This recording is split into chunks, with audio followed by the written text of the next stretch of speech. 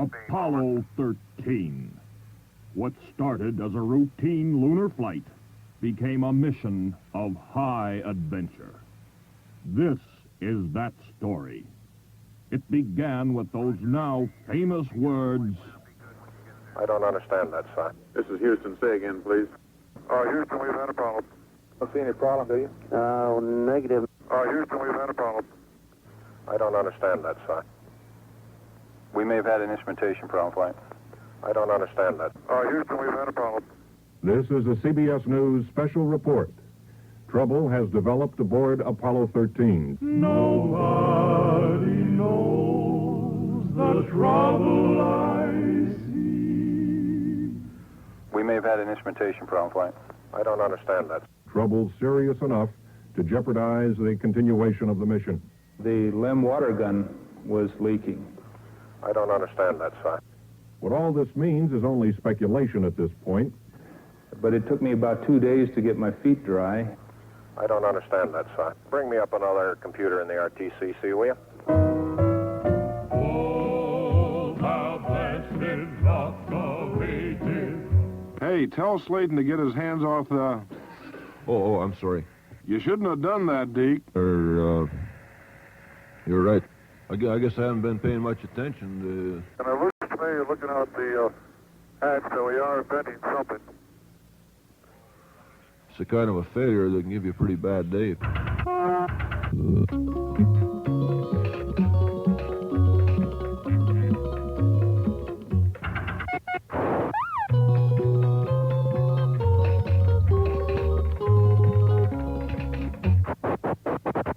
We are venting something out into space. The crew thinks they're venting something. Negative, flight. Swing low, sweet chariot,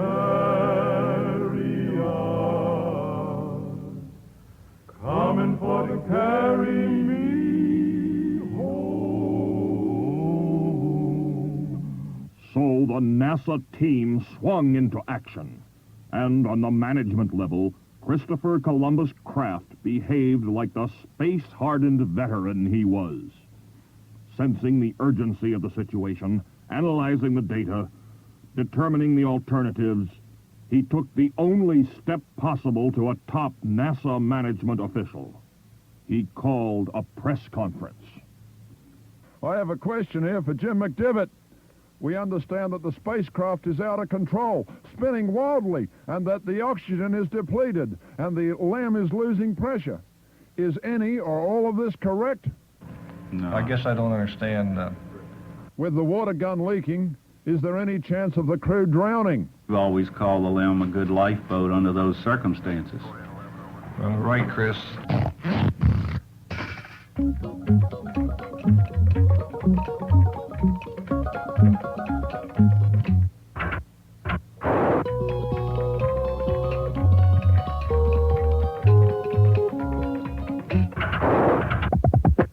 I notice you are all sitting there using exogenes while you talk.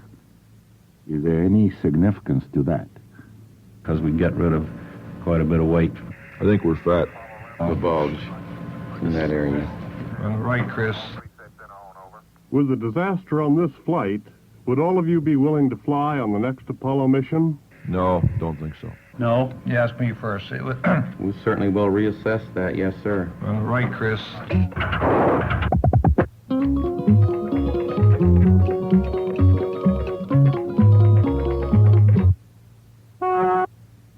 This is for Slayton. We've heard that the crew, instead of stirring the cryos, armed the pyros and caused this entire problem. Is this true?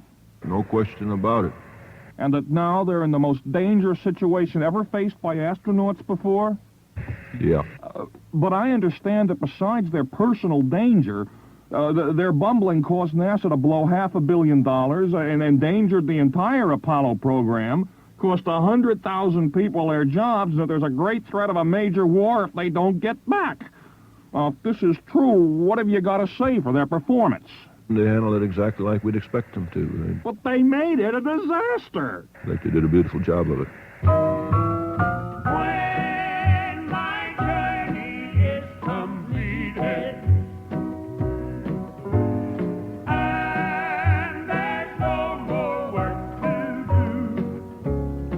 And the rest of the story we know. Jim Lovell, Jack Swigert, and Fred Hayes made it back to Earth. Heroes in every sense. Greeted by the President of the United States himself. And what was their reaction to his speech? So you're just going to have to put your fingers in your ears and stand by. And I'd like to say right now that I've never regretted that decision.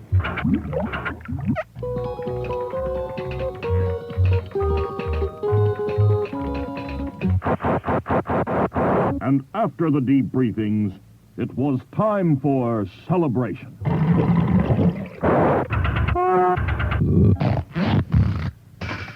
Ladies and gentlemen, this is Truman Capone, just outside the King's Inn on NASA 1, where the party for the Apollo 13 crew is being held. And here comes Glenn Lunny, one of the flight directors for this mission. Glenn, what do you think of this party? Let me start off by saying that we in the business have probably had the longest night we've had in the space program in a while. Well, thank you, Glenn. And now here comes Chris Kraft. Tell me, Chris, is there enough booze to go around? Yes, but I think we'll have to be very frugal in how we use it. Is it true that you're out of champagne? I'd say this is as serious a situation as we have ever had in manned spaceflight. And here he comes, staggering through the door, the Astro boss himself, Deke Flayton.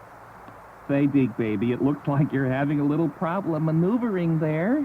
We don't have any problems. We're in good shape. It does look like you're having a hard time holding on to your martini glass. Well, that's a tough thing to put a handle on. Well, are you getting ready to leave the party? Yeah. Well, have a good drive home, and I hope you make it safely. But you can't discount the fact that something else might crap out on you before you get home, you know? Right. Thanks a lot, Deke. And now here comes Jack Swigert and Jim Lovell. Would you mind stepping over here a moment, boys? Okay. Whoops. Just spilled your drink on me there. Excuse me. Well, now tell me, how did you feel getting back home again here to MSC, especially knowing about the coming rift? It's almost awesome in its desolation. Oh. And how do you feel about your mission? I felt that we had a good mission, and its success, I think, is well documented. Yes. And now, Captain Lovell, what do you think was the most critical system of all the complex systems on board the disabled spacecraft? The urine system? We've already been told by Jim what color it is.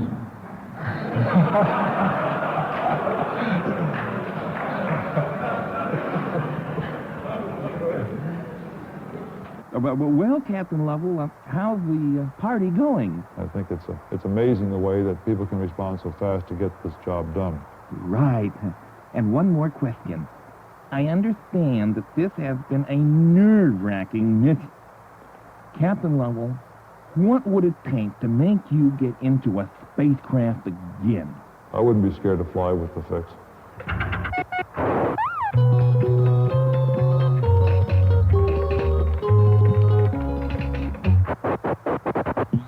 And now, here he comes, the most famous person at the party.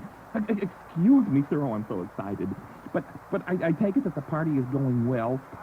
What is your opinion of the drinks being served in there? Theirs is the spirit that built America. Glory, hallelujah.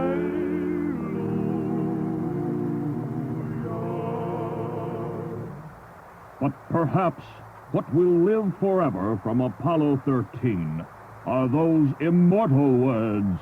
We may have had an instrumentation problem, Flight. I don't understand that, sir.